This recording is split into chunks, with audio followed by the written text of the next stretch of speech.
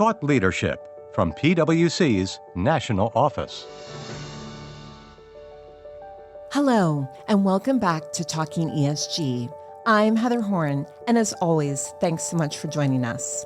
Today, I'm especially excited because we're reissuing a great episode, which we originally recorded last fall during September's New York City Climate Week. And the reason we're reissuing it is to highlight an exciting update. My guest, Scott Likens, PwC's Global Chief AI Engineer, and I recently had the opportunity to join The Atlantic and their podcast hosted by Nicholas Thompson. We were on the other side of the mic as guests ourselves to continue the discussion of whether AI can be sustainable. Check out that podcast, which is linked in the show notes. In today's reissued episode, Scott and I explore AI's impact on sustainability and the costs and benefits of using AI to achieve sustainability objectives, including how the use of this technology may actually be able to, in some cases, reduce our carbon footprint. We'll also discuss practical steps companies can take to integrate AI responsibly and effectively into their sustainability strategies.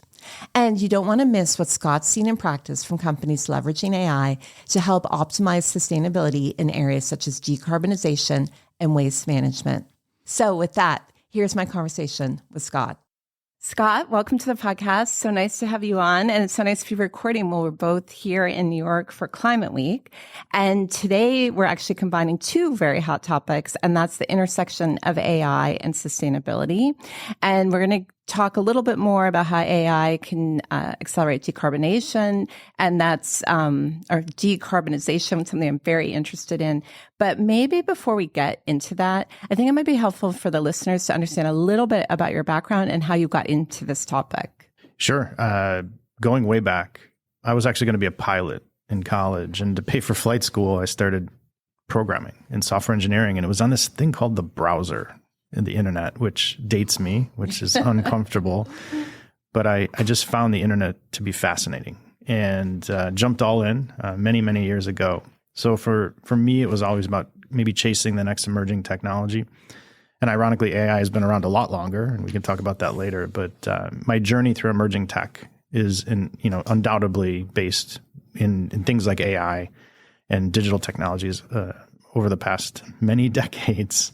So really, it was a curiosity. It was just something I found super interesting. And now I fly a lot just in the back. I was going to ask, so no, you did not finish flight school. You did not become a pilot. I did not. I did not. About halfway through, I said, I'm going all on computer science and engineering, and mostly, engineering translated, aeronautical engineering to computer science. There was good overlap. So I didn't have to start over, yes, luckily. Yeah. Exactly. All right. Well, very interesting background. And so let's jump straight into the topic. And I think often when people consider AI and the amount of power that's being used by AI, and there's been all the talk of data centers and everything else and all the issues that are being caused by them, there's this immediate reaction that AI is actually going to add to our use of fossil fuels and otherwise. But I think you are looking at it from the angle of where AI can actually be used to help from a decarbonization perspective. So what are some of the examples of how you're thinking about that?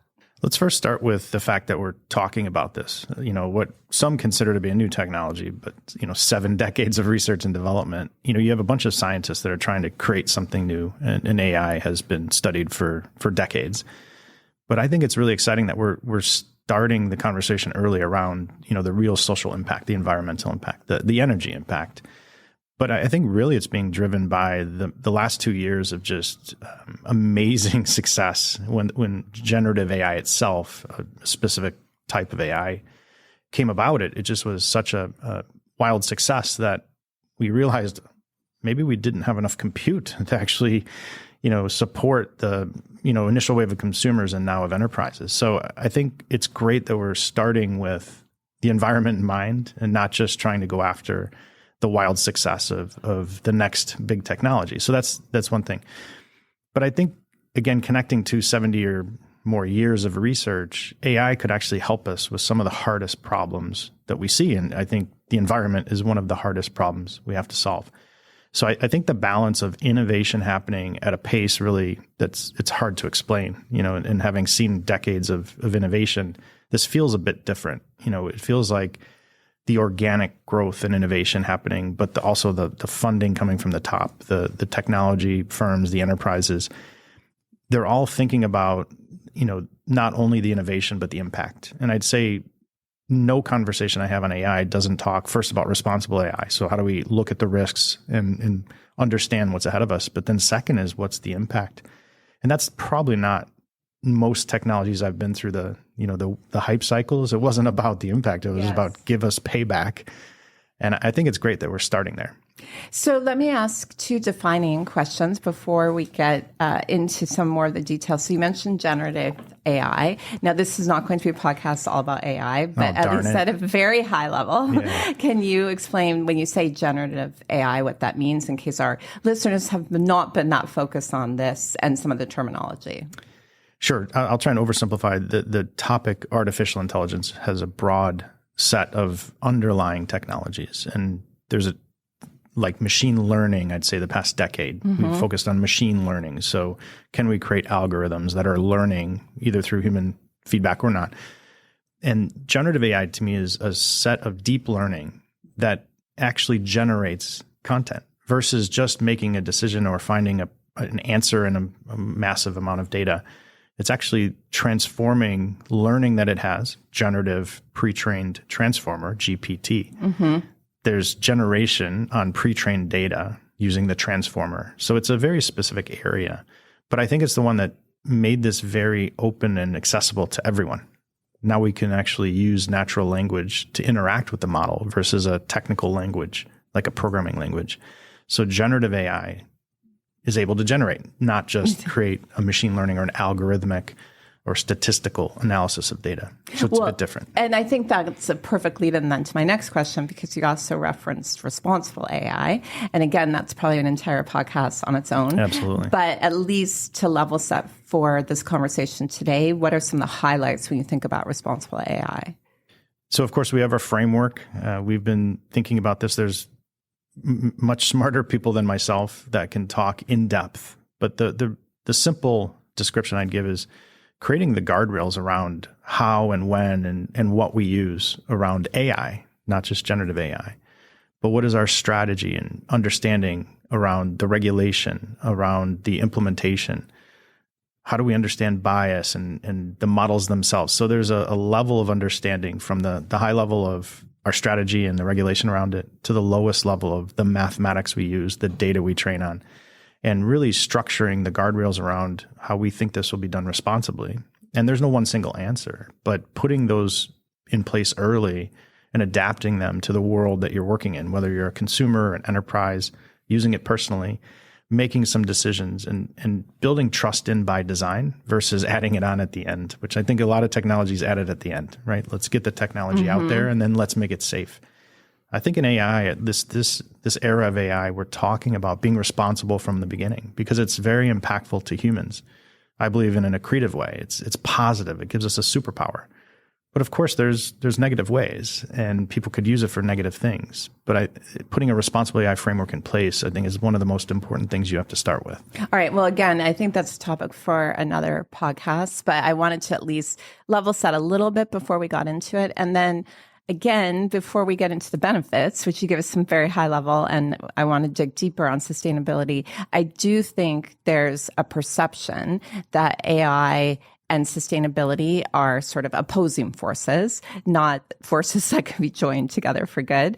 So when people ask you about the negative impacts, what are some of the examples that you give and any sort of perspective on those?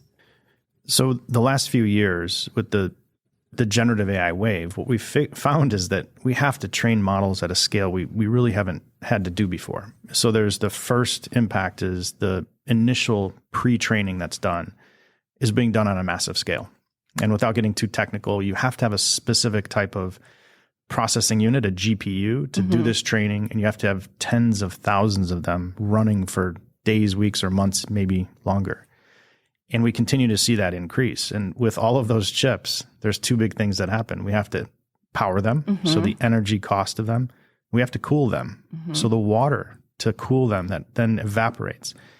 So the initial wave we started to study actually a few years ago to understand the true cost in carbon of not only the pre-training, but then the inference or the using of those models for an enterprise. And there's actually, I think, some positive news is because the pre-training is done once and shared by many, it's not something we have to continue to do. So while there's an enormous amount of effort to train them, everyone using them doesn't have to do that again. So it's actually helping. In the era of machine learning, we all had to train our machine learning algorithms individually to get the benefit. With pre-training or the GPTs, we get to take advantage of that massive amount of training. Now, it's a lot of energy and water. There's no doubt. But I think that's also triggering some other innovations, which I'm really excited about. Just the last few weeks, there's been major announcements that data centers are being placed next to nuclear facilities, even ones that are no longer running that may come back online. So the reach into new ways to generate that power in a more effective and effectively green way, I think is exciting. The chips themselves are being redesigned to be more effective, lower power. We're looking at new ways to create chips in, not just the GPU model. So the innovation around it is exciting, but there's no doubt there's a huge impact on power. And as this grows globally, what does that do to our overall power consumption? Data centers are in the low single digits, and if that starts to rise, what does that mean? And water. Water is a tough one. That's not as easy to figure out. Well, and even from a power perspective, I think if you dig into it, you're going to see in a lot of cases where maybe other customers of that local utility are finding their power bills rising and otherwise. So I hear what you're saying about putting it, next to a nuclear plant or trying to hook it up to renewables or otherwise. But I don't think that changes the fact we're still generating more power. And that means even if it's all wind, you have to create those wind turbines. And, you can read articles about the negative effects of that, or you have to create the solar panels, or you have all the nuclear effects. One of the reasons we stopped producing nuclear, and I am a supporter of nuclear, but what do you do with the nuclear waste? That's right. And so I think in a way, it's a little oversimplification to say that, okay, well, it's great because we only have to train these once, but then you still have these huge data centers that are continuing to be built. And so I just think that there is a balance here that you really need to think about. I agree. And it's almost a little bit of a circle. Yes. Can AI actually help us optimize all of those things you mentioned? How we create solar panels, AI is helping optimize in a better way. How do we optimize the energy distribution? Right? Can we use AI to optimize that? Because we have more powerful AI models that we can solve harder optimization problems.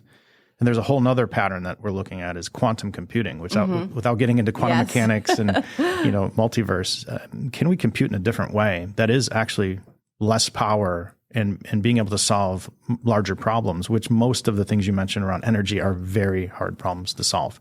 So AI, as it gets more intelligent, it's going to help us solve those problems better. So I'm hopeful, but I think the amount of innovation around energy because of the need of AI for energy has triggered innovations faster than we typically see. Maybe, Scott, one last question on this topic. Do you, from your experience, and as you're working with clients or even as you're thinking about PwC, are you seeing that companies are focused on this part of AI and put aside sustainability and what AI can do for sustainability, but thinking of the impact of AI? Or are you seeing more companies that are just racing towards, we have to be the fastest, we have to be the best, we have to solve these problems sooner? So just curious how, in general, you're seeing companies think about that. Yeah, as I mentioned, I think for the first time, it's on the front of the strategy and the design. So as we think about our value flywheel, so as you start with a value hypothesis, as part of that, cost and carbon is in there. And you maybe could categorize that as part of responsible AI. Not only do we look at our strategy and things like bias, and we look at cost and carbon. So at the end of the day, a return on investment, we have to understand the investment, which is energy and carbon. So I'm seeing a lot of discussions. We've built that into our models. In fact, last year we studied as PwC just our own inference costs. So the foundational costs plus the inference cost is what we're looking at from an AI perspective. And we equated it to how many domestic flights did that look like, which we take a lot of. But how many does it cut out? Because I can use AI in a different way to do work.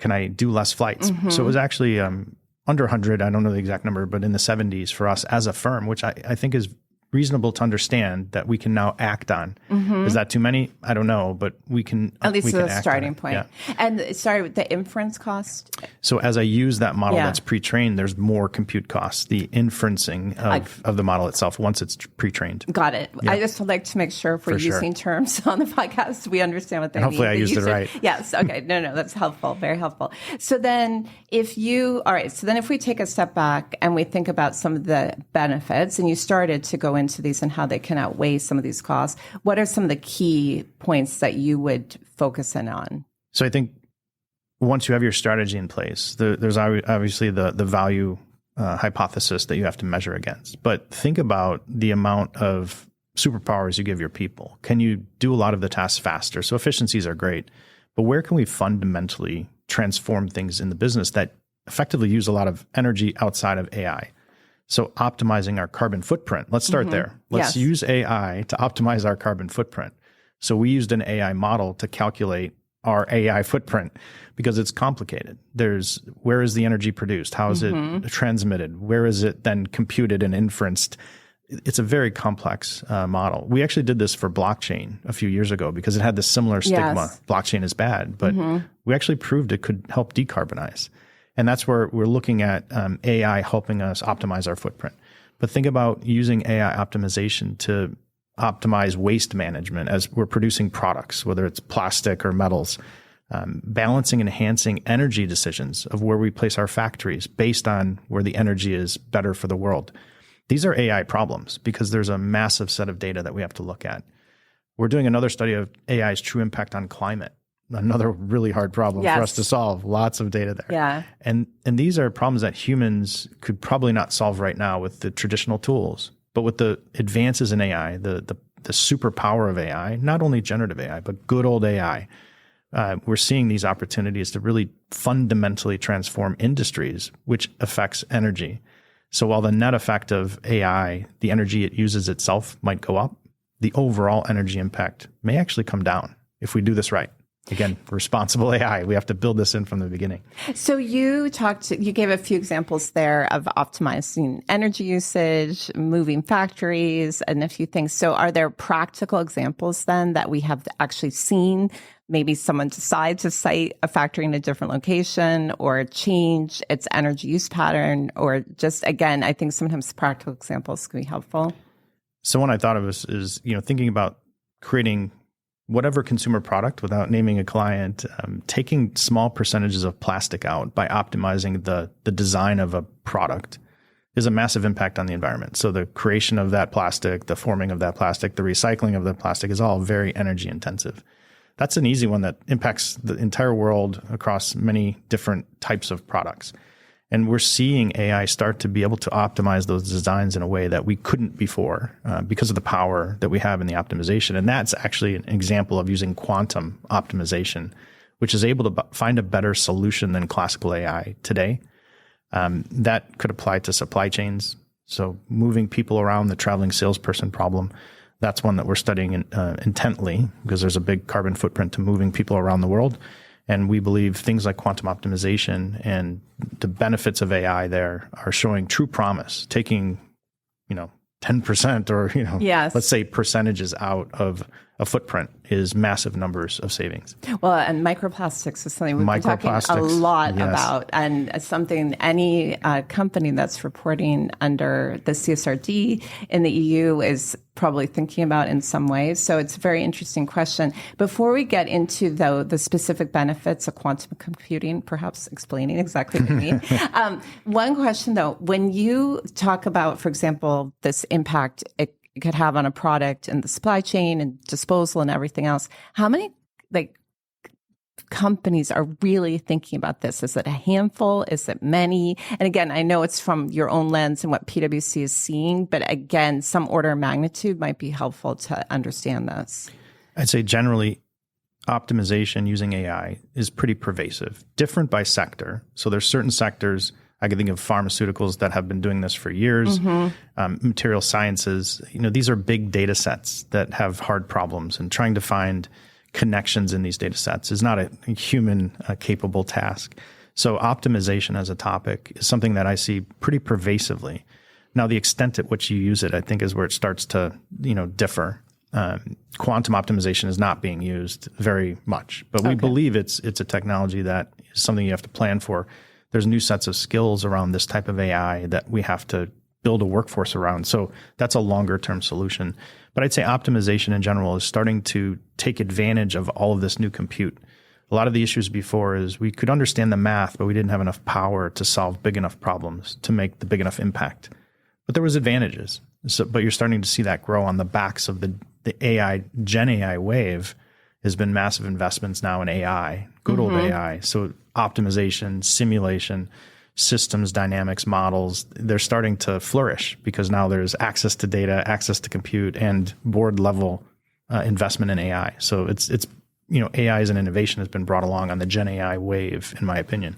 All right. Well, our main audience is finance and controllers. And so for that part of the audience, we are going to get to later in the podcast exactly what their role in all of this is. So but I do want to do some more of this background and information first. And I guess, Scott, as you think about then, this idea of optimization and taking 10% out or otherwise, then are we really seeing that at least some companies are taking advantage of this optimization and then measuring that impact? So you would see that maybe translating into a sustainability report, or again, maybe they don't know their starting point well enough to actually see the benefits of this sort of happening at the same time that they're developing their sustainability reporting at that level.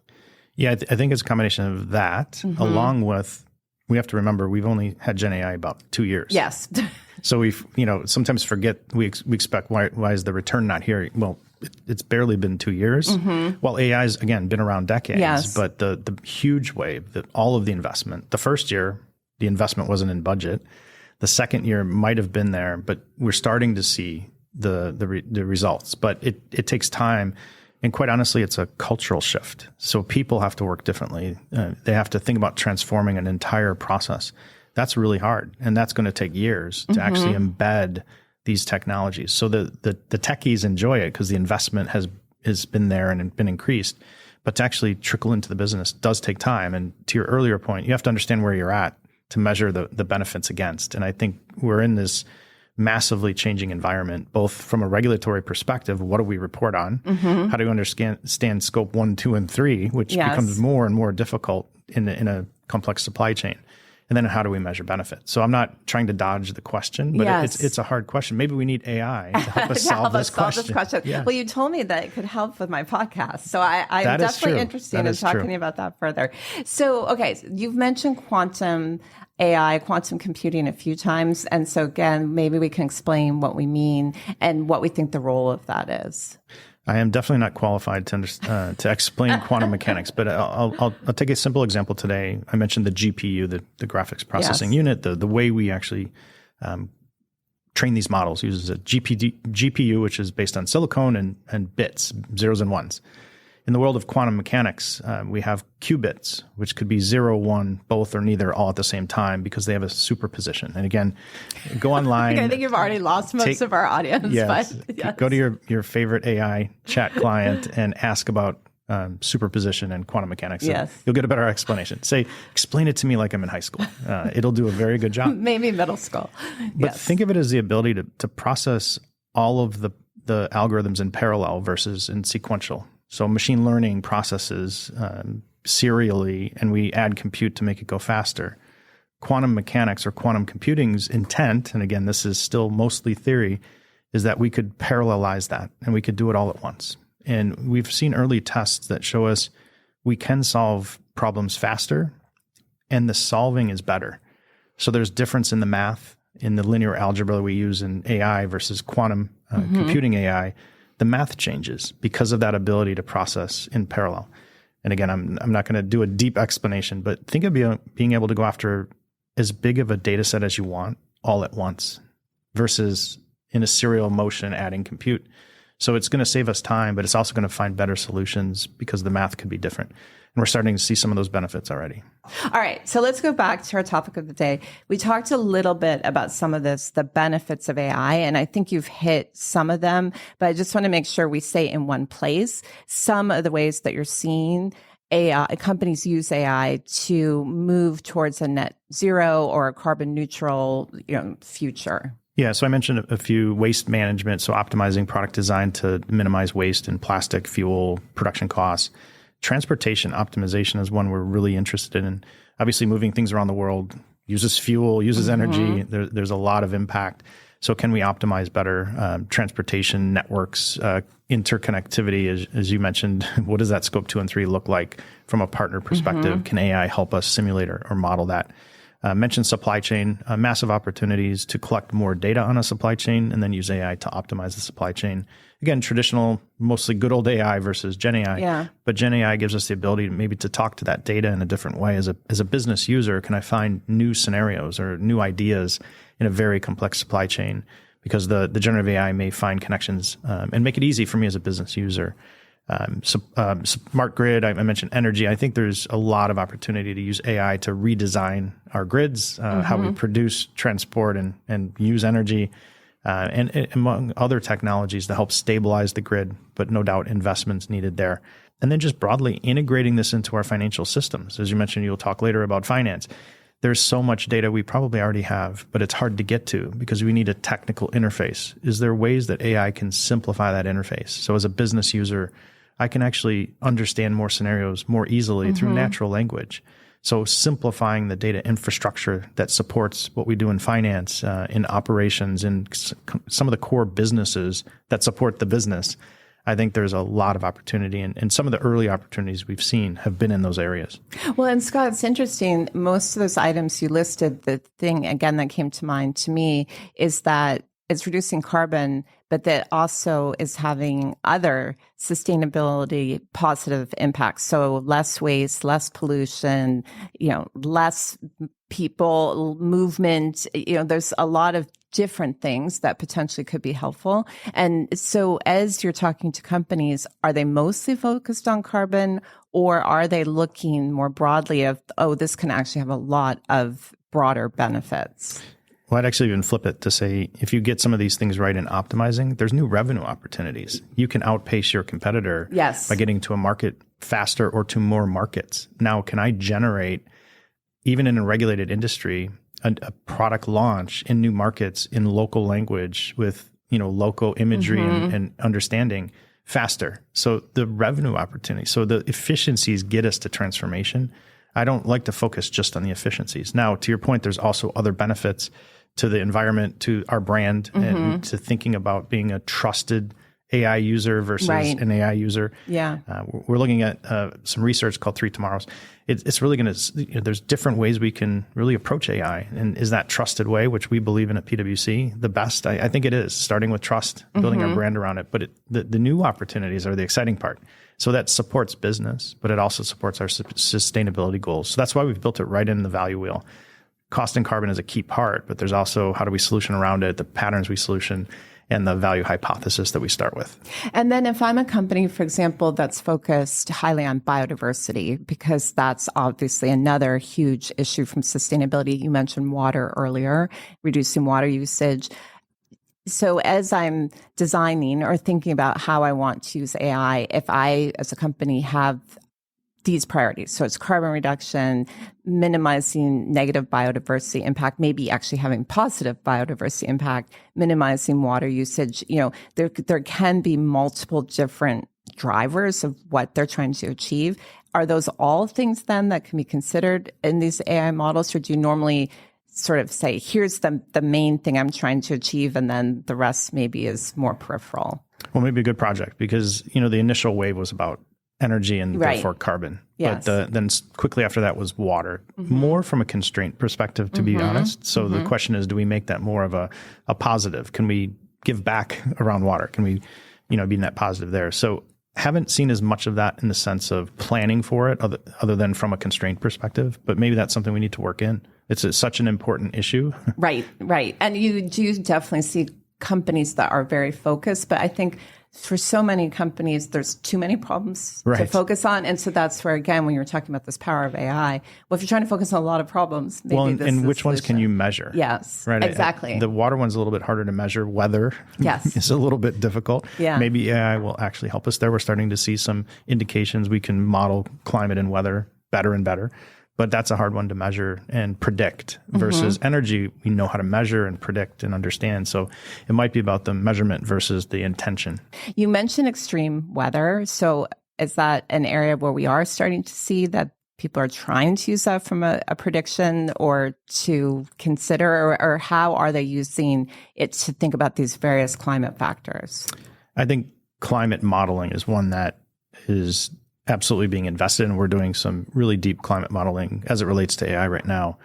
But again, probably one of the hardest problems to solve because of the massive amount of data sets. But I'm hopeful with new breakthroughs in technology around AI, even how we compute AI, that we'll get better. And we're starting to see some indication, but I think climate and weather prediction in general is one of the harder problems. Yes, I don't even have a response to that because, yes, clearly if you could predict the weather, maybe earthquakes would be another thing. That would I'm be from a good California, one, so that would be very helpful if you could. So if, I said we bring this around to sort of the controller finance perspective. So if I am in a finance role and I either see my company is dabbling in AI and they're not thinking about it from with this considering potential sustainability impacts, or even if they are, what role do you think that they have in their company's use of technology? Well, first off, as I mentioned, if you don't have a responsible AI framework, which would inherently have some of these things in there, I would promote that as the first step. And I have that discussion with every leader is start with some sort of guardrails. And hopefully part of that includes the impact on the environment. And to some of the discussion, that could be defined differently based on the industry you're in and some of your strategic goals. But there has to be something in there, at a minimum, the cost of the carbon, the energy and carbon. AI is not free. As much as I love it, right now it's not free. Hopefully one day it will be. But building that into some framework. And then looking at the true cost of the AI solutions and modeling the benefit, as part of the strategy, truly understanding the new transformational opportunities, the new markets will make it to, the speed to which we get to market, the quality of our products, that has to be measured against the investment in the AI that supports that. So I think coming up with some formula or some pattern or some process that fits in that responsible AI framework, and we're always happy to share ours. It's open and free, so I'm not selling it, but thinking about all the aspects of what AI does solve and what it doesn't solve, and truly understanding the cost of that versus the benefit that you're seeing. So I think that squarely fits in the finance and controllers and executives that are looking at the operations of the business. And then I'd say a personal challenge is how are you going to use it to give you these new superpowers? How are you going to look at data differently so that you can get at faster decision making, bigger strategies, find new areas to transform? It's really applicable to any function. And I think starting in the core of the business is a great place to start. So a little bit of a challenge. Where are you going to use it for a superpower? Well, so actually then I have a question for you. And we've talked about this a little bit in the past and when we talked about AI on the podcast, but I feel like for some people, it seems like, and I know you've said this multiple times, this is not the case, but that in a way it came out of nowhere, that no one was talking about AI and then suddenly everyone was talking about AI. And so if I'm an individual that hasn't really been focused on it, and now I just say, well, I'm behind, someone else is going to deal with this problem. How do you respond to those people then? No, it's absolutely what we hear all the time. Yes. I say, well, the 70-year overnight success. But again, AI is a broad topic. Generative AI, the transformer, which is actually 5 or 6 years old now, what that means is now any human can interact with AI. You don't have to understand or program AI, but you can leverage and use the power of AI, again, done responsibly. So the overnight success is now it's easily human accessible to any human that could interact in some sort of a language or natural way. So that means the power of AI is for everyone, not the programming of AI. So you don't actually have to understand the mathematics. You should have a team that does and puts the guardrails in place.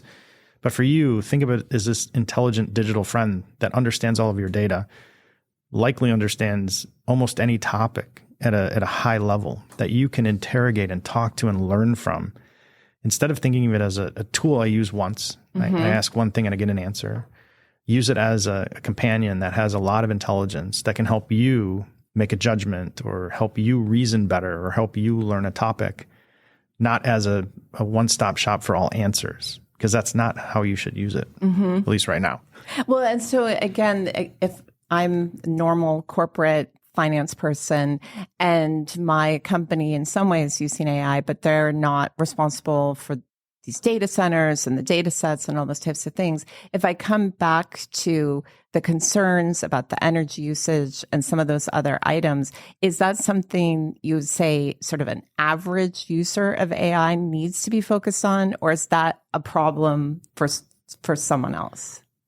I would say that's much more of a large scale problem. So the individual user, the actual, again, inference of them using a model, asking a question or interrogating, that's not likely the issue until it gets to scale. Now, if you're using that 12 hours a day with millions of prompts and tokens, it will start to add up. But also the offset of what aren't you having to do that the AI is helping you do faster and transform into a different process, so that you have to look at both sides of it, not just the cost of the AI. But I think right now the average user, that's not the issue we're looking at. It's more of a scaled enterprise. Yeah. So we've rolled it out globally to 100 countries.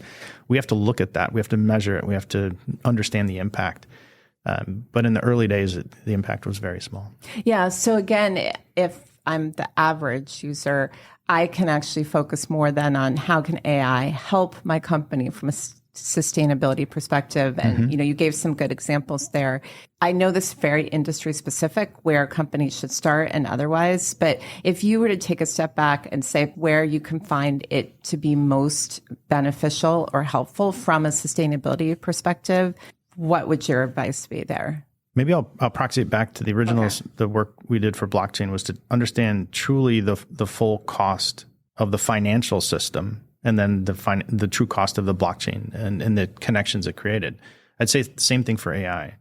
What is the process you use today? Whether you're working in a spreadsheet or in other collaboration tools, you're using energy to some degree. Can I shrink that energy by using AI to do something faster? Again, the base efficiencies are very small, and you can't focus just on those. Looking at an entire process, where can I take steps out? Which again, they're using energy, whether I call it AI or not, they're using energy. I want to take entire steps out. I want to take the whole process the team works on and change it. And I think about travel, the big energy users. Those are easy ones to look at and say, where can I just do this differently? The world of the video conference has saved business travel, although I'm not sure anymore. Yeah, it might have come back. Yeah. So how do we actually instantiate a process that changes forever in the good way? Those are going to be really individual to your function, your sector, your industry. But there's opportunities everywhere. And I guess this goes back to them. We were talking about product redesign, supply chain redesign, reinvigorating marketing, going to new markets, product designs, the quality of our products, the speed at which we deliver, every aspect, no matter what you're building. Yeah. And again, if I keep this focus on sustainability, it's almost like if I look at the processes in my company that have the potential to be the most negative from a sustainability impact, whether that's because there's potential that there's child labor in the factories in my supply chain, or my supply chain itself is using too much dirty fuel, or if because there's too much plastic or whatever else, then I could say, okay, that's what I'm going to tackle first, and start to think about how AI can be used in that context. Absolutely. Yeah. So if we kind of try to bring this all together, again, thinking about a company that is not focused on AI in this way, what advice do you have? I always start with the advice, get started. Waiting to see what happens is typically not a good strategy, especially now in the innovation that we're seeing, the pace we're seeing. And you don't have to go all in or make big investments, but I'd say you personally should try these tools to see how they can help you be more efficient. I do it all the time, just in my personal life and my professional life. How do I become more efficient? Which, if everyone does that, has a net impact to an organization or an enterprise. So trying something, waiting to see, I think, is a bad strategy. Starting with responsible use and thinking personally, how do I want to do this responsibly, and integrating that into an organization, I think is really key. Trust in the design of how we use this is always the second start. So experiment yourself, then talk as an organization. How do we do this responsibly? And then you can dip your toe in. You don't have to make big investments. But to your point, find those big areas, those hardest problems, and start to chip away at them with a really super intelligent partner, accelerator, superpower that you never had before. Leverage it. And I think you'd be surprised at how creative the humans will be once they're enabled with those tools. All right. Well, that is definitely a good note to end on. So, Scott, such a pleasure to talk to you. And thanks so much for joining me today. Thank you so much for having me. That's our show for today. Tune in next week for more fresh episodes. So that you never miss any of our audio content, follow the PwC Accounting Podcast wherever you listen to your podcasts. And to stay up to date on all our latest accounting and reporting news, sign up for our newsletter at viewpoint.pwc.com. From Thought Leadership at PwC, I'm Heather Horn. Thanks for tuning in.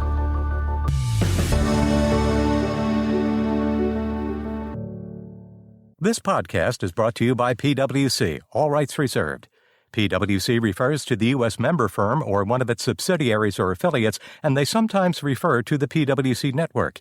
Each member firm is a separate legal entity. Please see www.pwc.com/structure for further details.